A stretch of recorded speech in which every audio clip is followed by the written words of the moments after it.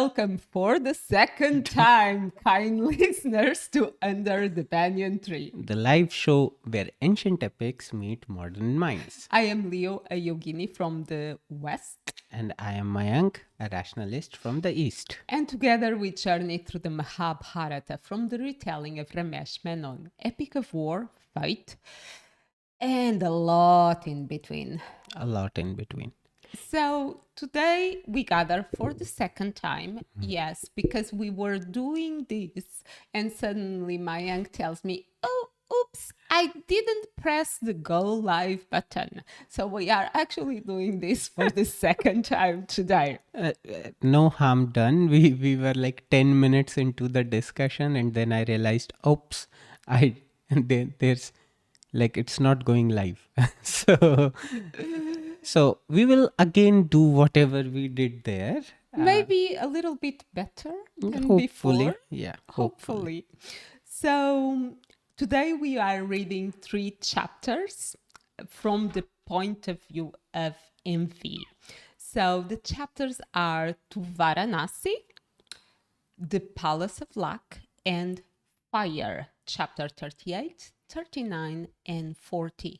And as I said, our sankalpa is to find envy in the text. So Mayank, would you mind sharing again your definition of envy? Yeah, so I wrote extreme jealousy or bad jealousy, the unproductive one where instead of you want to rise, you want to bring other person to your own level. So you don't want to become a better version of yourself, instead you just want to harm other person's reputation or whatever. And apart from the word jealousy, that we will go there, my definition and what I found goes in line. So it's envy, it's related with casting an evil eye. It's to look upon with malice from etymological point of view. And in this case, a side note and a little bit of trivia. So envy, the word envy and view, they share the same root. So they are etymological cousins. They come from the word videre, that means to see. However, while view has a neutral or pleasant act of seeing, envy implies a bitter, a malicious way of looking at what someone else has. And I find this interesting. For me, envy, it's as simple as wanting what one believes someone else has or is, and doing it in a malicious way, which goes in line with your definition. Although I don't know if I fully agree with the word jealousy, but it's a looking at someone and that someone has a piece of cake that I really want, and I hope they choke on the piece of cake, instead of thinking, oh, do I have money to buy a piece of cake for me too? Yeah, that's why I said like extreme jealousy or bad jealousy, because I think we both agreed in our first take that there is something like a good jealousy as well, where you don't want or you don't intend harm to the other person. You are inspired. Yeah, you are inspired. And yeah. And yeah, I think that's it. I will not share the evolution of the word. And I think we were better in the second take. Much succinct. So, with this, would you like to go for Shravan now? No, I continue to not want to do Shravan. Go ahead and Share your Okay. summary. Shravan is to look into to do the summary of the text or to read the text. They are three chapters, so we will try to do the summary of the three chapters to Varanasi, the Palace of Luck, and Fire. Bear in mind, I didn't prepare very well because yesterday we had a beautiful Kirtanan session at home, and I'm not great at this. However, I will do my best and appeal to your kindness. Off I go. So, to Varanasi, Duryodhan convinced very easily Dhritarashtra to send the Pandavas and Kunti to Varanasi. And while they were plotting all of this, Duryodhan talked with Purashana to build a house, a palace of luck, wax, oils, very inflammable products. So by the time the Pandavas are ready to go to Varanasi, the palace is completely ready. However, Vidur had some spies and he overheard everything. So he warns Yudhishthir in a very specific barbaric language of what's going to happen in a kind of a riddle and says that you will have help. So the Pandavas go to Varanasi, and after 10 days in the city, they move into the Luck house. And over there, they are very anxious, but Yudhishthir ensures that they will not act with rush. In the meantime, Vidur sends a miner to build a tunnel to get out of the palace. And they learn that Duryodhan said that the house should be burned on the moonless night. But a day before, they bring a family of Nisha, that is a mother and five sons, and they decide to delete Purochan. Purochan Yeah. too, and they put the palace on fire and run out through the tunnel. However, in the middle of the path, most of them fell dizzy, except Bim, because he drank a special potion before, and Bim was the one that had to carry on his shoulders and arms and neck the family out of the tunnel. When they get out of the tunnel, that they get into the river Ganga, and suddenly a boatman that was hired by Vidur appears, and he helps them cross the Ganga in a very special boat. And they find themselves on the other shore of the river facing the jungle.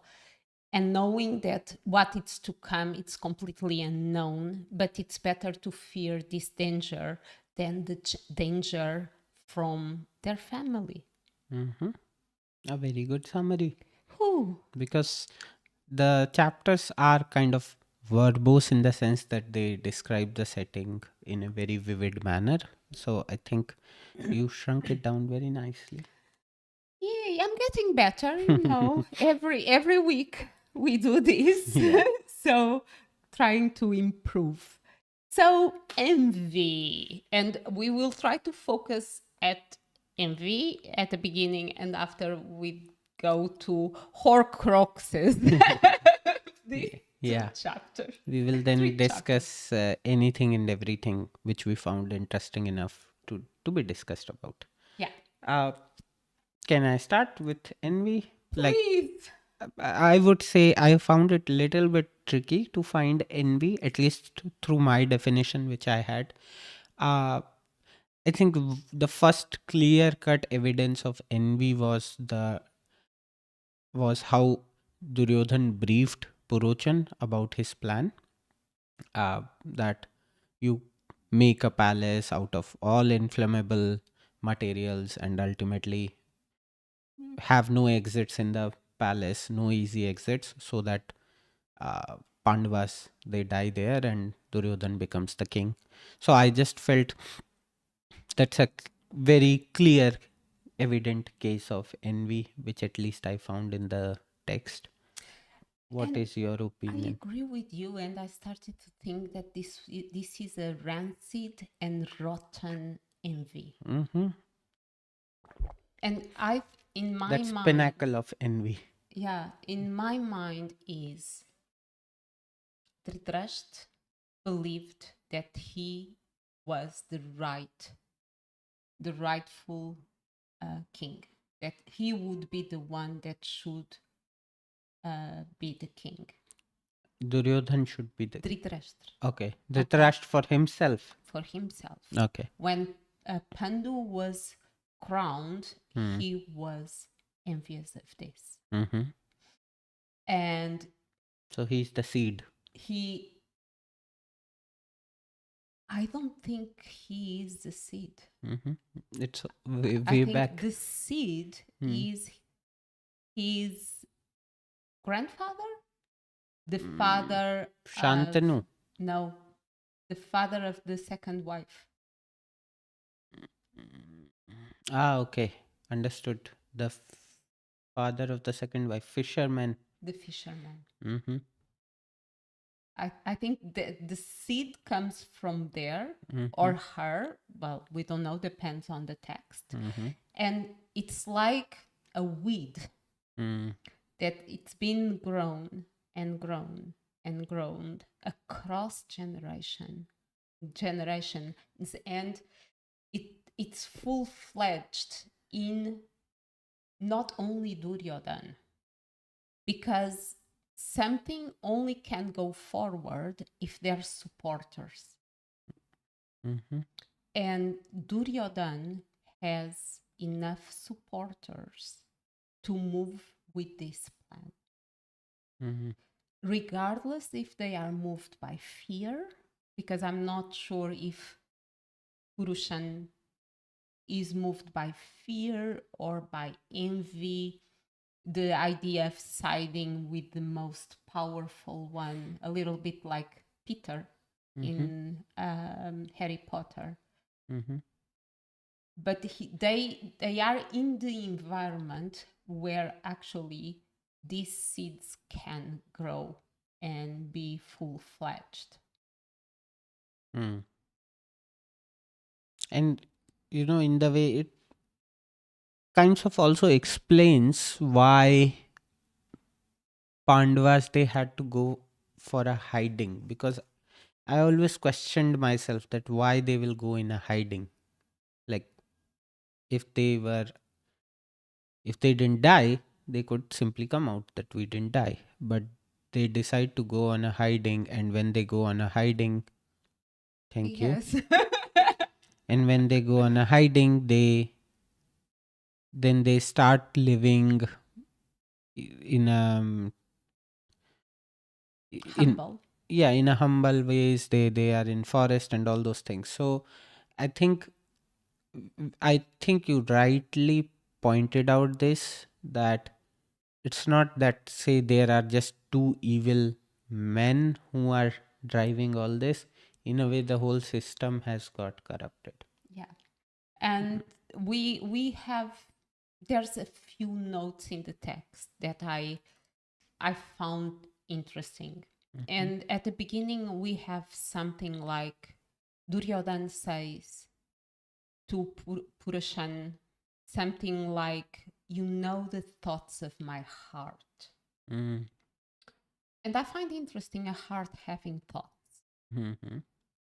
And somewhere after, Vidur says to Yudhishthir something like about a heart that it's been corrupted. So I think we start understanding that we are in a corrupted environment. And this makes me think a lot about what you tell me in relation to India. Mm-hmm. And in relation to, you have to go in the ways that the system works, and there's no option of not bribing someone. There's no option of acting in the rightful way that you think, Mm-hmm. because all system is against you.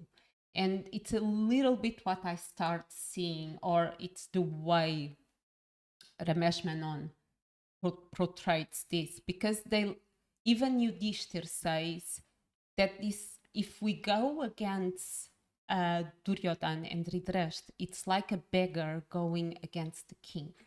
Mm-hmm. Yeah. So they have to accumulate power at their end before they go on any kind of, revolt or a war or a battle. So yeah, this makes sense. Because I'll be honest, like when I watched the TV series, I wasn't sure like why they would go on hiding. Yeah.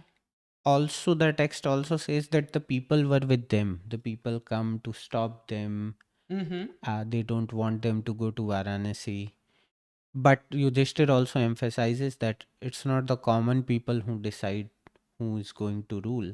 Yeah. There is always an elite, Yeah. and you need support from that elite. And Duryodhan, with a lot of Duryodhan bought, yeah he emptied treasury the treasury of the of Hastinapur to buy out people, the leaders yeah, of army and everything. yeah. So yeah, so then yeah, it makes sense. Like they decide to go on hiding, but I'll be honest. Apart from that, I couldn't see. Like there was, yeah, Do okay. you think there's any validity in, because for me this is more than envy. There's a hatred Mm-hmm. of Duryodhan in relation to the Pandavas. Mm. He rathers to see, and but this relates to the series, not the Ramesh Menon version. But in the series, we see him saying to Karn, "If you are the king, I Mm. don't have any problem. But if it's one of the Pandavas," and this is kind of a joke, Mm. Yeah. but if it's one of the Pandavas, no, I will kill myself. Mm. So there's obsession. It's more than it's a very malicious. No, and I think there's a very good basis for this kind of crazy obsession. Hmm.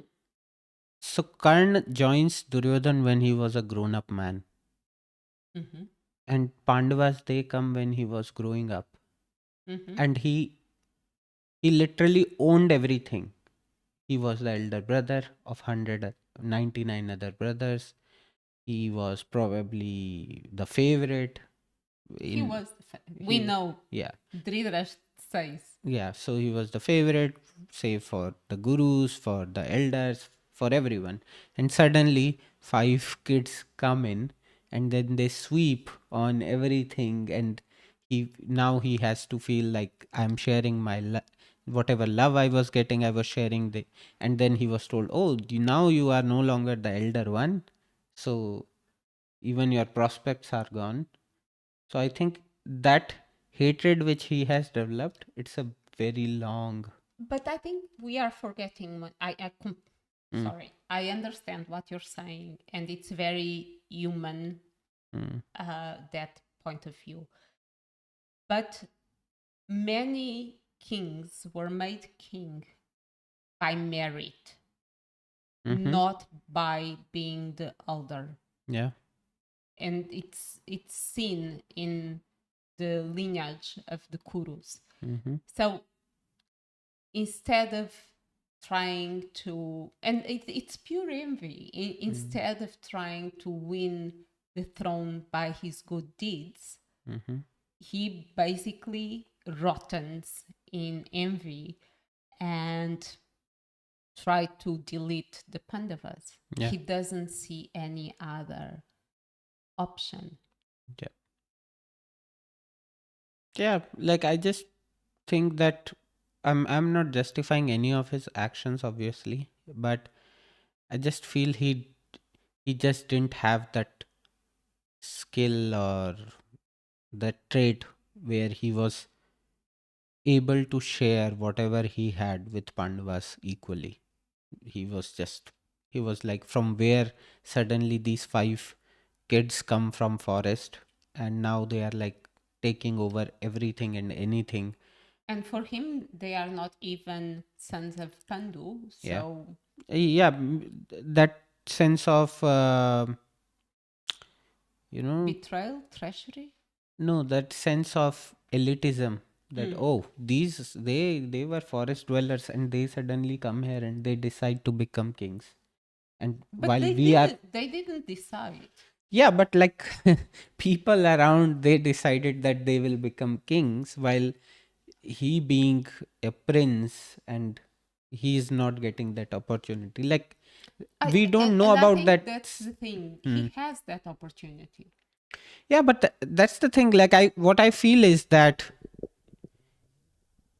in by the time Kurus reached that point, that idea of meritocracy and everything was kind of, it kind of gotten away from the system.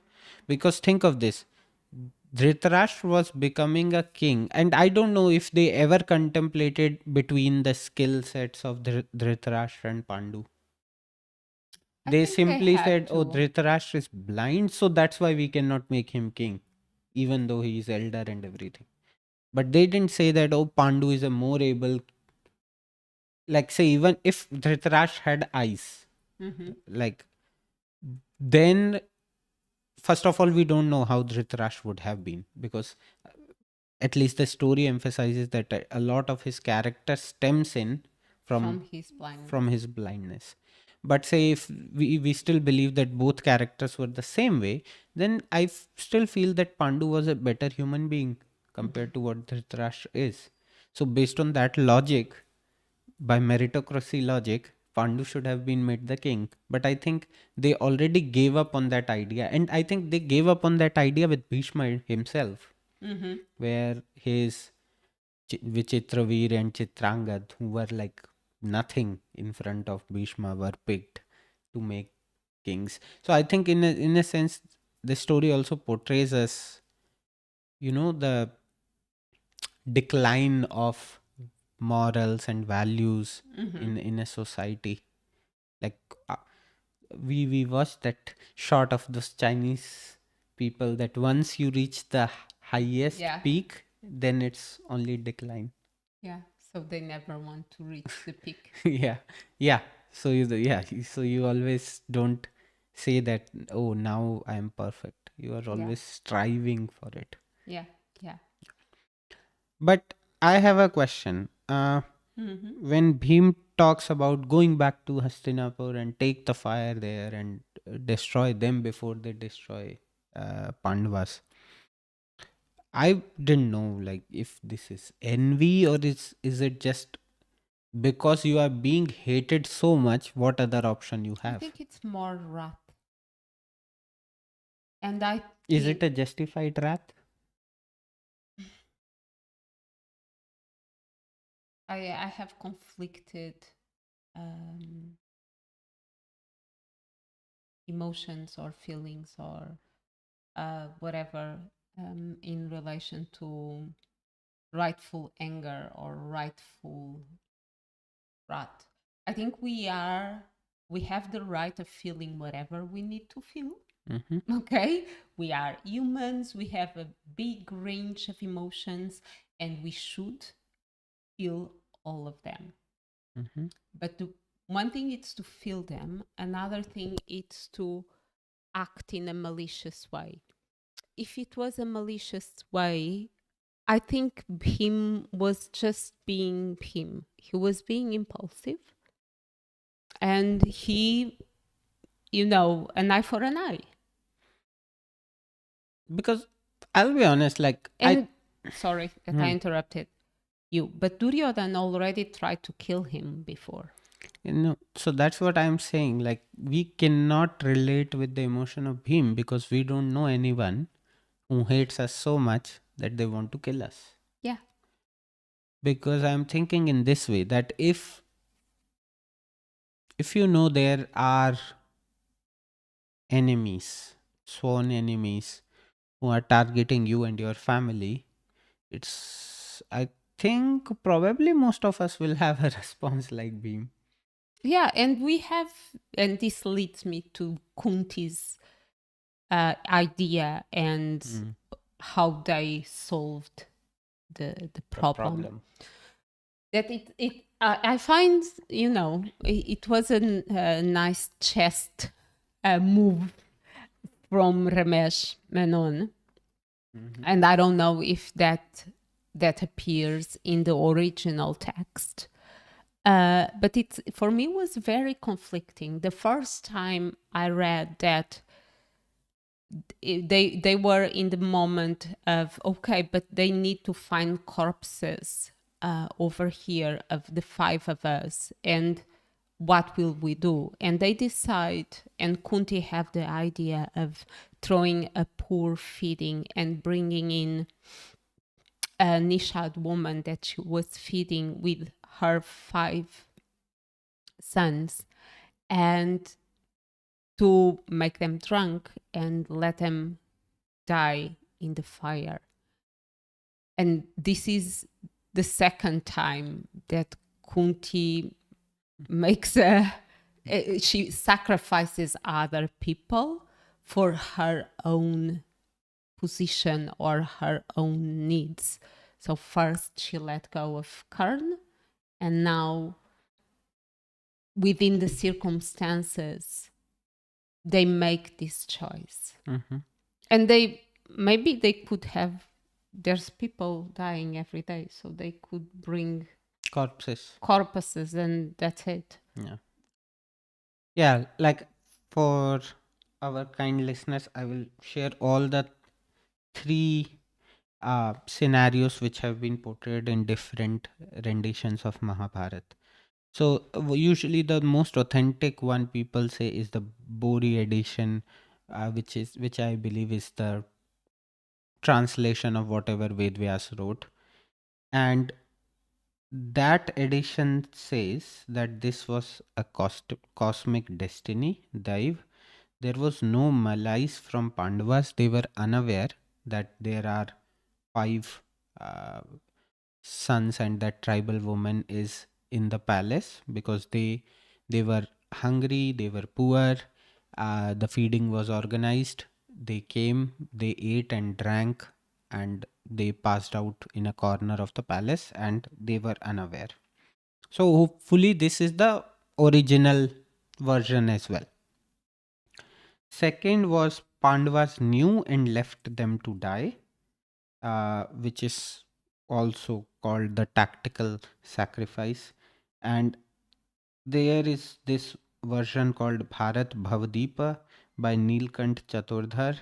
And also in some regional theaters in Tamil Nadu, these versions have been used where they see the Nishadini and the sons and they take it as a gift from Providence and they consciously chose not to wake them. So this is the second possibility.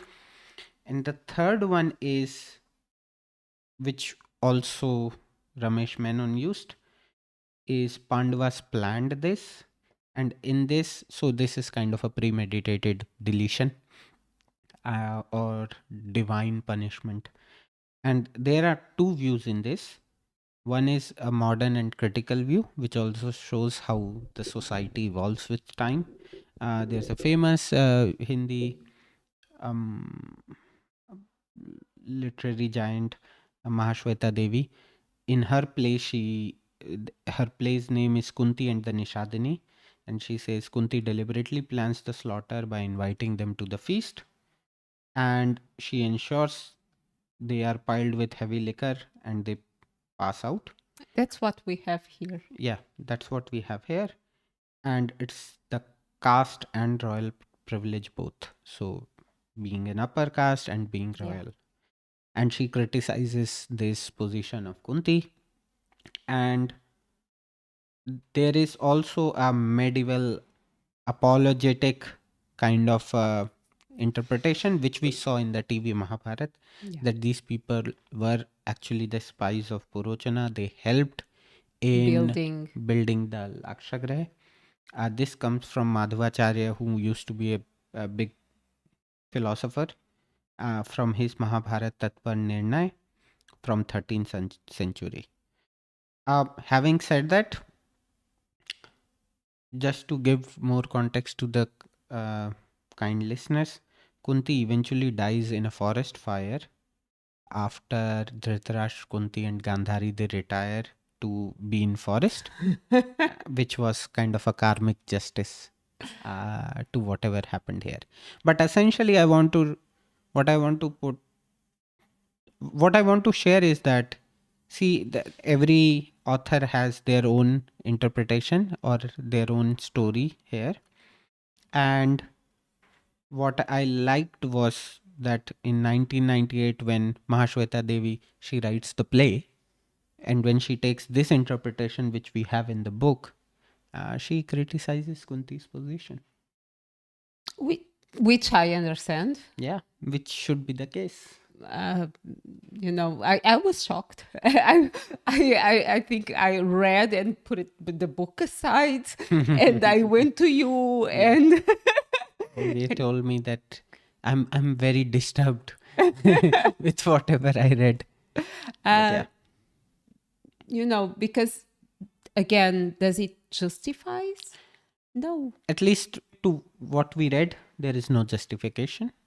It was kind of cold-blooded, premeditated. It was premeditated deletation. Yeah, and the way they talk about it, oh, there is no option, and for a greater cause, And this is a price to pay. And I know, like in the text, they say, oh, a terrible solution. And they had discussions about it and all of that. But even like bring dead corpses. That's it. Yeah. Like, yeah. It was it was a punch in my stomach, that passage. So I genuinely think that, a neutral position is much better. Like, they were unaware, it happened. That's my favorite interpretation. The TV one, I felt it's like you are now that apologetic, that, oh no, they were actually part of the plan. And and in this, I just but in the series, it was actually Purushan that planned to delete them. Yeah. And in the series, there's an interesting chain of erasing your complices. Purushan thinks about deleting the people, the Nishad. Yeah. You have Shakuni thinking about deleting Purushan. So there's a chain of power and deleting the ones that actually helped you in the plot. And over here, it's completely different. And I do understand, and maybe I'm wrong, I don't know, but my perception is that there's much less duality in between the Pandavas and the Duryodhan, and there's good and bad. It's much more diluted, and later we see with Krishna and the strategies in the battle. But it was disturbing to see, especially coming from Kunti. Like, yeah, why? Like, that's what I also feel. Like, why her? Why she has to come up with this plan? So maybe, and again, like, I think. Would you come up with this plan? So, and the text made me think a lot about myself. It's very easy to criticize Duryodhan's envy. It's very easy to criticize Kunti's choices. But as you said, if I'm in an extreme situation, what would I do? I still feel that This sacrifice was not the greatest idea. They should either have looked for other solutions, or I don't know. Uh, I just feel that in terms of story, um, the other,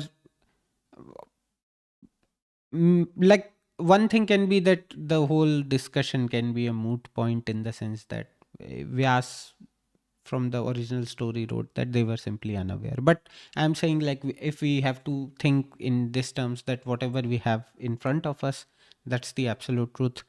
I just feel, as you said, with such instances, the both parties, they their differences, it starts shrinking. Yes. So then it becomes difficult whom to root for.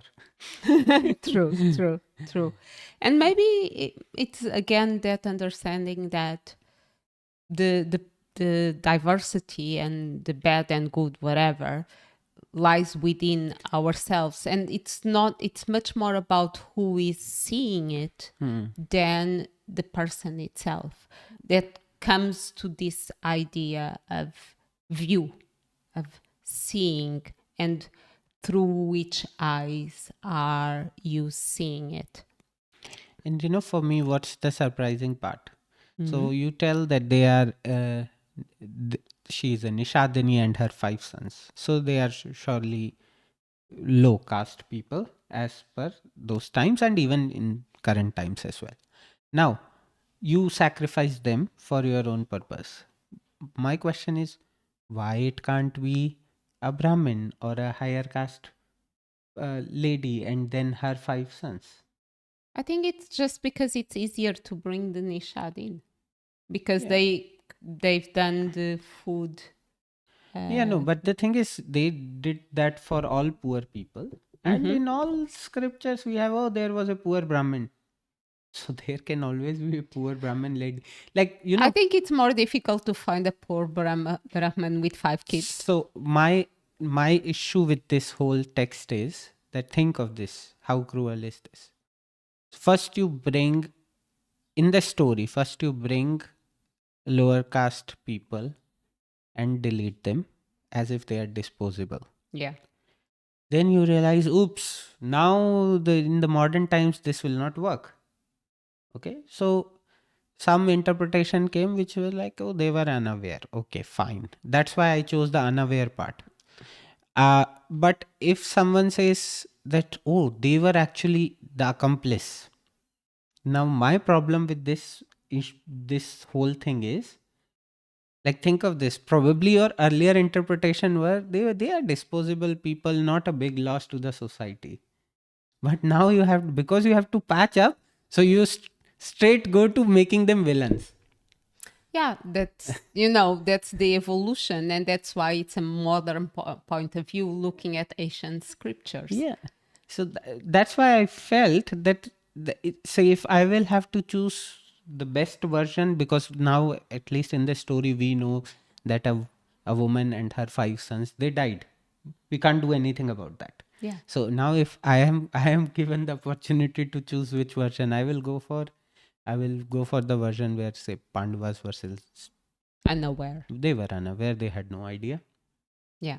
And I But also don't consider those. that's rooted in the concept of we are siding the Pandavas and they can't do something so bad as that.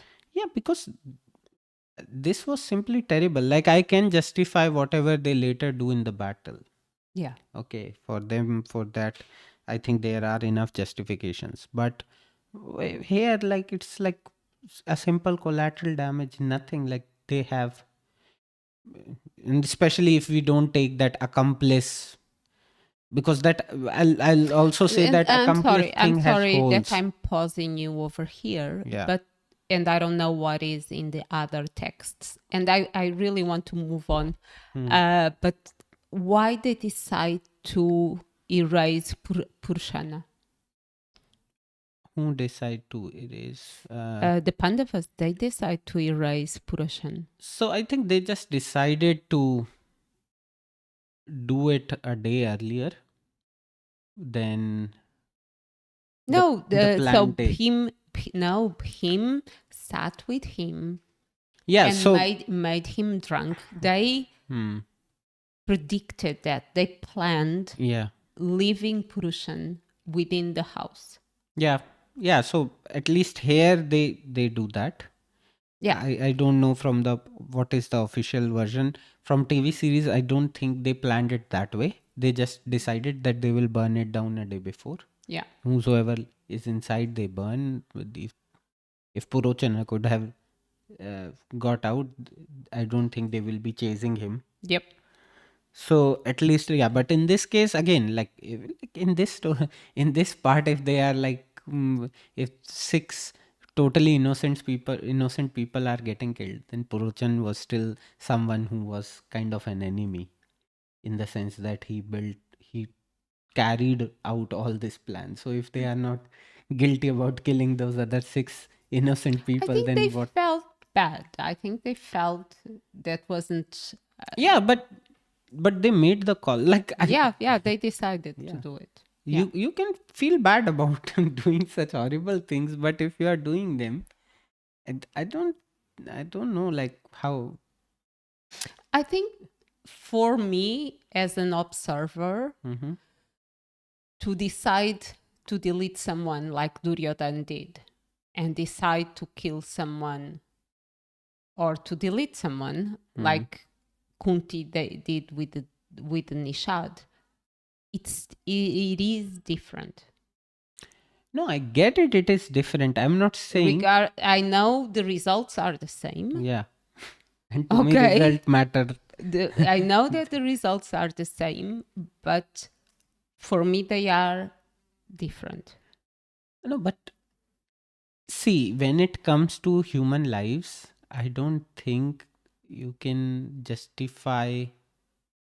And this is not human life, Hmm. and um, and but it's an example, and maybe it's pointless. I don't know, but when I was a kid, we had many kittens at home, Hmm.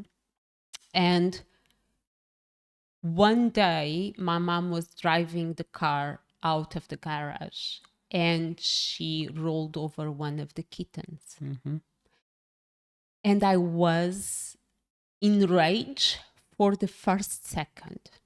And after she gets out of the car, crying, like a crying desperate because she killed the kitten. And that moment, everything was forgiven from my side No, but because I saw her, how hurt she was. no, and I get that. But here it wasn't that they were. It wasn't I unintentional from know. them. It was But intentional. I think there's that they didn't see other option. So I try to look at the desperation of I'm so sorry that I'm doing this. I'm not forgiving them. I'm not saying that it's right.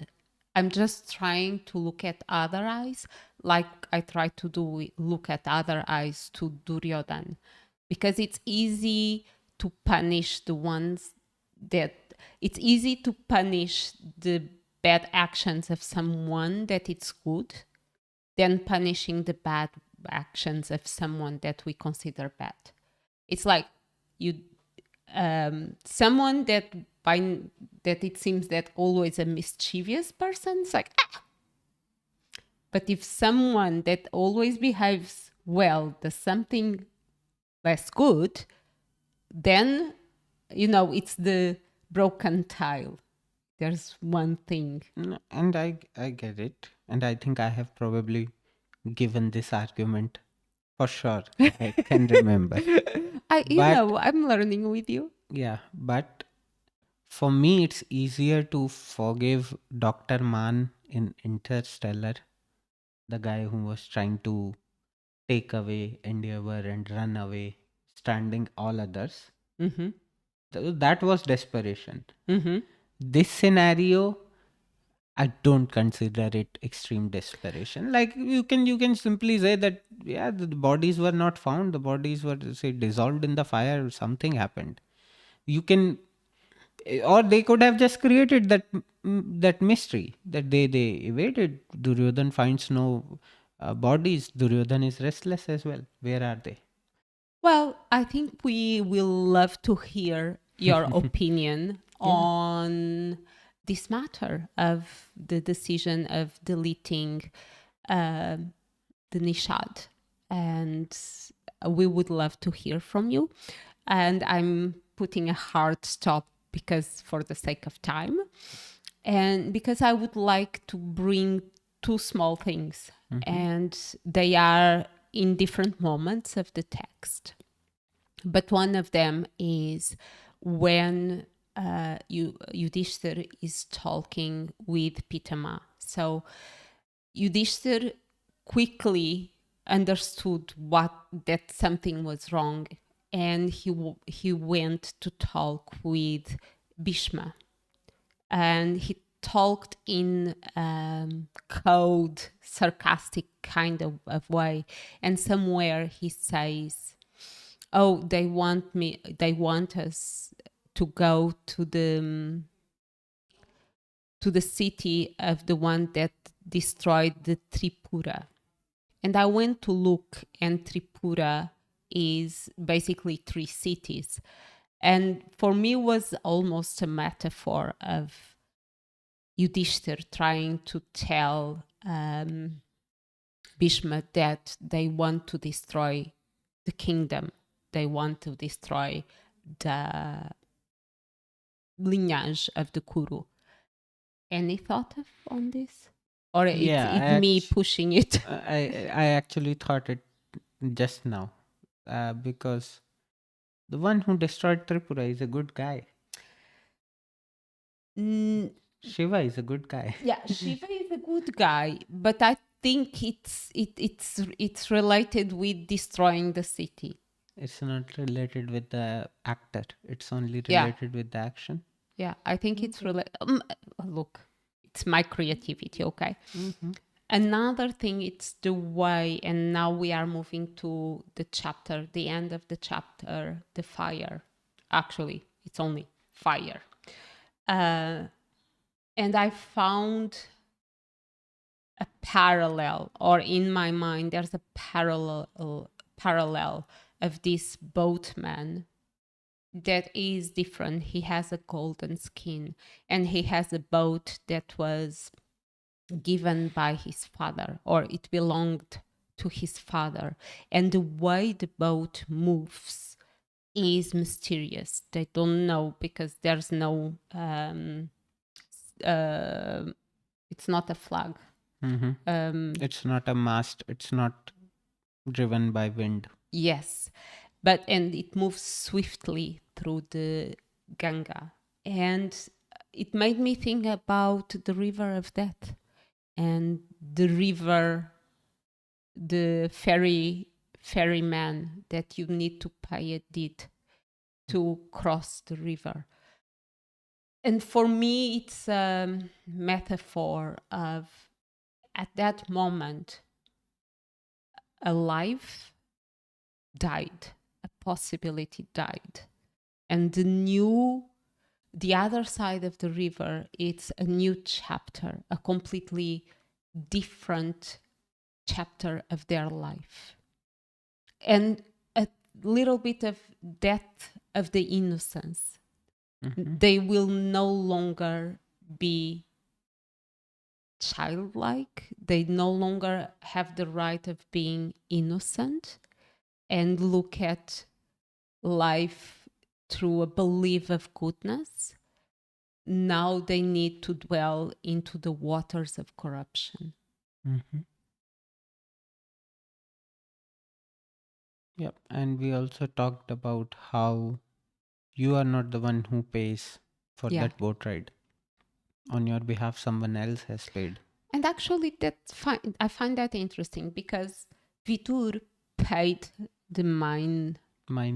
miner, he paid the boatman, but Duryodhan only made a promise. He gave money to build the palace, and the promise that he would never forget Purshan.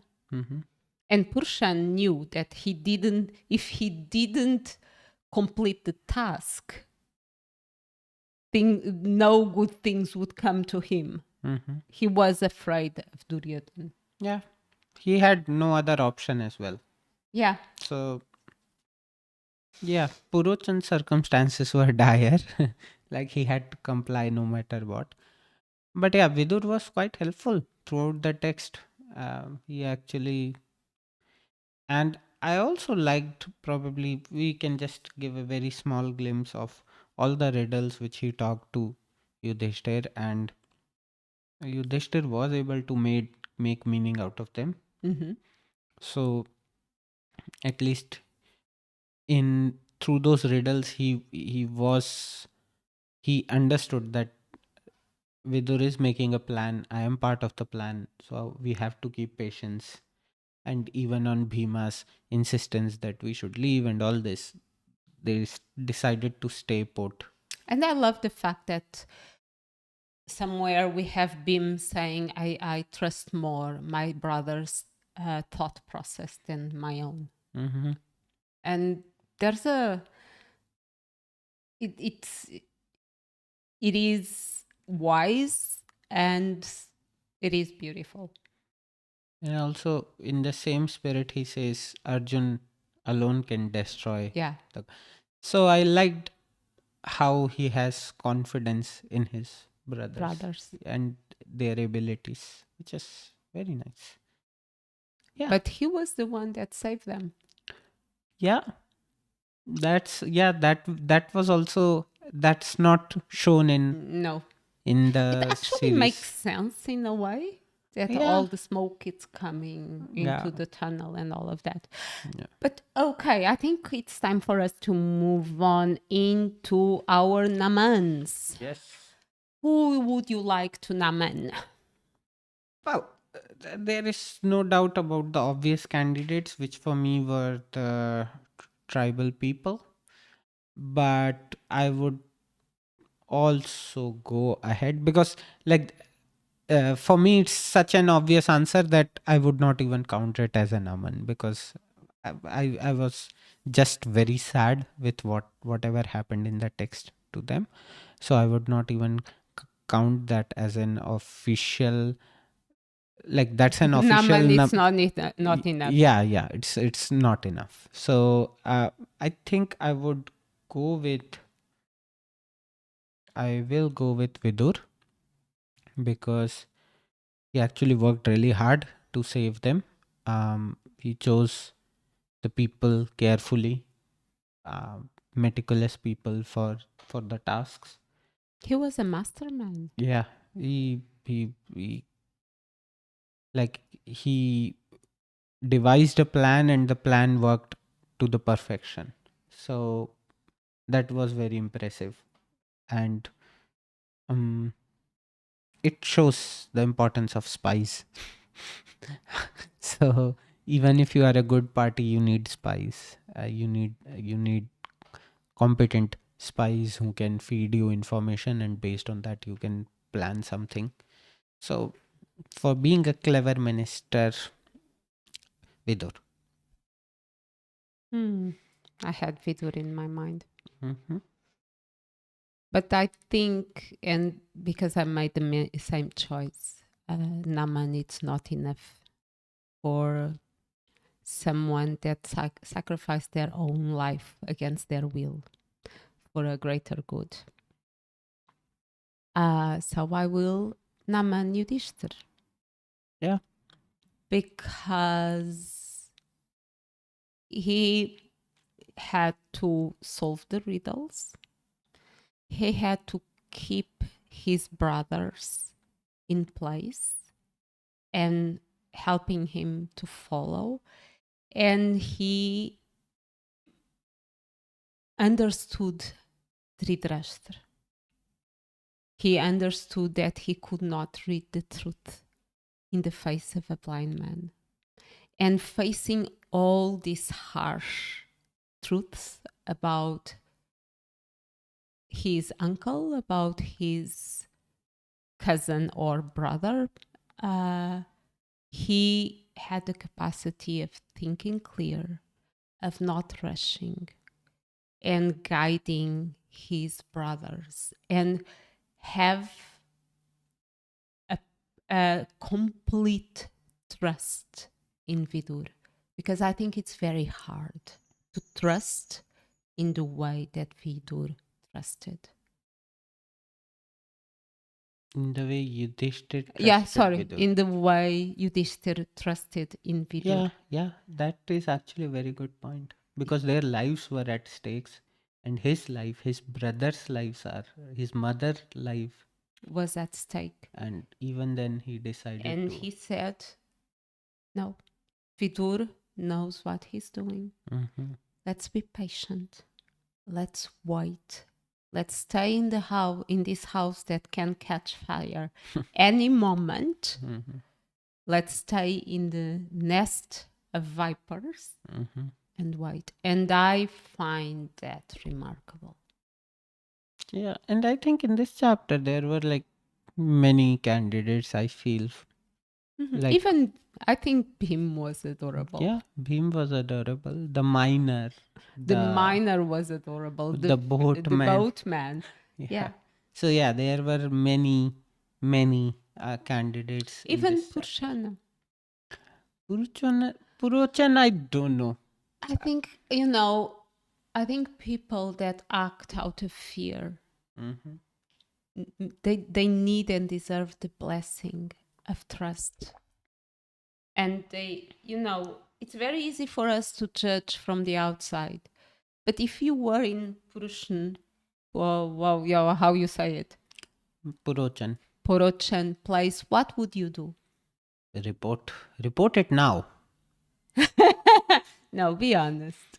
Yeah, I think that's the only option. Just go and report it to Bhishma. That Do I've you been. think? Yeah. What else you can do? Yeah, like, see, I just feel that I'm not giving him a complete clean sheet. Mm-hmm. I still believe that okay, there is 10-20% of, because he actually says that line that oh, then Duryodhan will pretend that he's so sad, and so Yeah. there was some malice in him for sure. Yeah. But say if I'm at his position, and if I really don't want to do it, what option I have? Like I have only have the only refuge in that time and in that place can be Bhishma and no one else. Or even Yudhishthir. Yeah, but that's the thing. Like the problem is that, see, if it reaches Yudhishthir gets to know about the plan. Mm-hmm. But say if, because I'm also looking for my own safety and security. So Mm-hmm. that I feel in that era, in that time, when with say so many corrupted people around, the only personality who can provide me refuge is probably Bhishma. Yeah. Yeah. I don't know if he would be aware. It would be like report in our little world would be something like, oh, you need to report to Satya. Yeah. So And it's like, oh yeah, sure. yeah. How Sure. how to reach him? Yeah. Yeah. No, and I get that can be obviously an issue, but But I understand you. hmm. I understand what you're saying. No, but And you are I also get you. Like I'm just saying that probably Purochan was not the candidate, but yes, there can be like fear can make people do bad things. There is no doubt about it. Blackmail is a it's a very strong, yeah. it's as dangerous as fire. Yes, yeah, true indeed. Okay, I think we are done for today. Yes, we are. Yes. So we will be back next week. Our chapters will be the tragic news, flight through the jungle, and a change of heart. And our sankalpa is to try to find wrath in the text. Let's see if we find it or not. If we don't, we create it. Yeah. We use our imagination. Yes. Okay, thank you so much. Namaste. Thank you so Any much. call outs? Anything? Just tell us about your opinion on what happened between Kunti and the tribal people. Which storyline you lean to and your reasons. That's it. Thank you so much. Thank you so much. Namaste. See Namaste. you next week. Thank you.